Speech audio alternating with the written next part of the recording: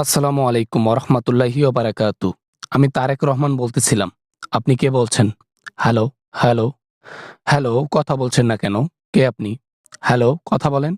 ওয়ালাইকুম আসসালাম ওয়া রাহমাতুল্লাহি ওয়া বারাকাতু। বাবা, ও বাবা, বাবা তারেক, আমাকে বাঁচাও বাবা। আমার ভুল হয়েছে। আমাকে ক্ষমা করে দাও। দেশবাসীর কাছে ক্ষমার চেষ্টা করাই দাও। আমাকে মাফ করার সিস্টেম করাই দাও। আমি মাপ করবার কে? আর আপনি আমাকে কেন ফোন করছেন? আপনার মতো লোক আমাকে ফোন করতে পারে না। আপনি আমার মাকে যেভাবে শাস্তি দিয়েছেন, আমার মনে আছে সবকিছু। আমার দল কেড়ে নিলা। আমার সবকিছু কেড়ে নিলা। শেষ পর্যন্ত আমাকে সুদলিং পং করে দিলা। মানে আমার একবারে রায় দিয়ে দিলা। দেশে আর আমি যাইতে পারবো না। মাথার মধ্যে সিট নাকি? কি ভুলভাল বকতেছেন? আমি কিসের রায় দিলাম? রায় দেবার জন্য বাংলাদেশের আইন আছে, আদালত আছে, তারা দিয়েছে। অন্যায় কাজ করেছেন, শাস্তি তো পাবেনই। আমি কি করব? আমার মাথা কাজ করতেছে না। দল তো নাই নাই। এখন আমার জীবনও ধ্বংস। আমাকে দিল্লিতে রাখতে চাইছে না। আর পিছনে যারা গ্যাং বাহিনী, এগুলা সব অসল মাল। বিগত ১৭ বছর ধরে জনগণকে নির্যাতন করেছেন। বাংলাদেশের মানুষকে ঠিকমতো খাইতে দেন নাই, পড়তে দেন নাই, ঠিকভাবে চলাফেরা করতে দেন নাই। এমনকি রিক্সাওয়ালাদের পর্যন্ত ছাড় দেন নাই।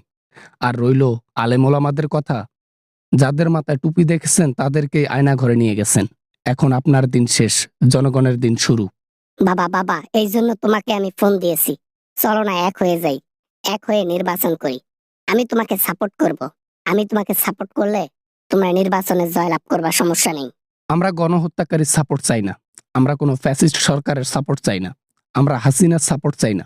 আমরা শুধু বিচার চাই। আমরা শুধু ন্যায় বিচার চাই। আর সেটা আমরা পেয়ে গেছি। এখন আমার কি হবে? আমি দিল্লিতেও থাকতে পারবো না।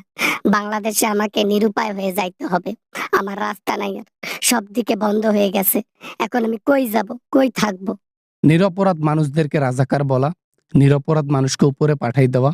আপনি যে ভুল কাজগুলো করেছেন, যে অন্যায় কাজ করেছেন, আপনি একজন আসামি।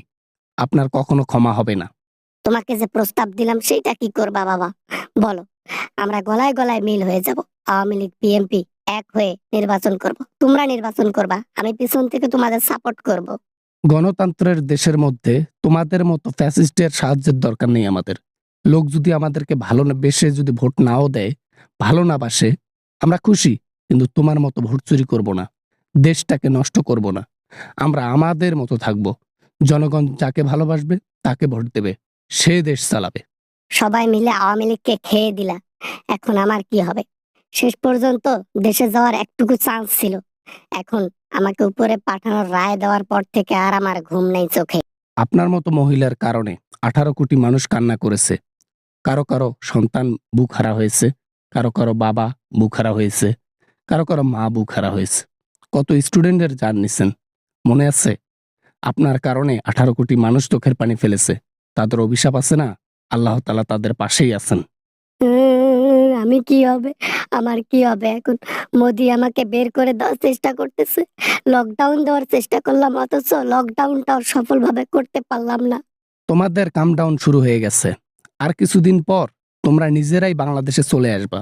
এসে সারেন্ডার করবা আইনের হাতে। আর কিছুদিন পর টের পাবা। না না না, আমরা দেশে যাইতে চাই না। আমরা বাংলাদেশে যাইতে চাই না। ওখানে গেলে সুদলিং পং হয়ে যাব। ওখানে আমরা যেতে চাই না। এই ভয়টা জনগণের সাথে এরকম করার আগে মনের মধ্যে আনা দরকার ছিল। এখন অনেক দেরি হয়ে গেছে। তাই নো কম্প্রোমাইজ। নেক্সট টাইম যেন কল না আসে। Good bye.